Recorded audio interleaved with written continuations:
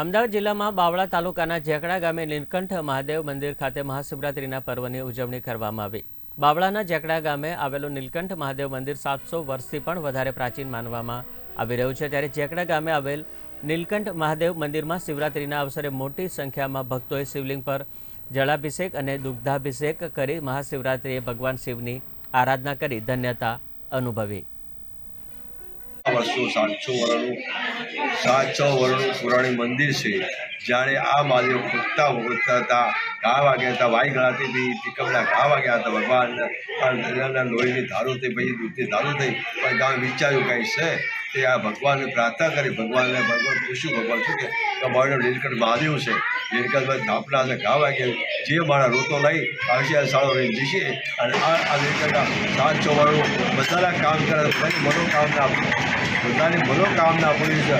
आ बधी भी आज चौथों बटुक पूजन है बटुक पूजन दर पूजा में चाले बटुक पूजन महाशिव पूजन से श्रावण महीना में 4 सोमवार छोकरा जमाड़ी छे हमारा दाड़े उजवी छे।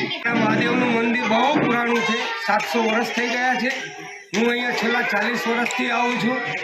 મારા આજુબાજુના તમામ ગામોના લોકો અહીંયા રહીશો ખૂબ લોકો અહીંયા આવે છે। અહીંયા નાના મોટા મહાદેવના પ્રસંગો થાય છે।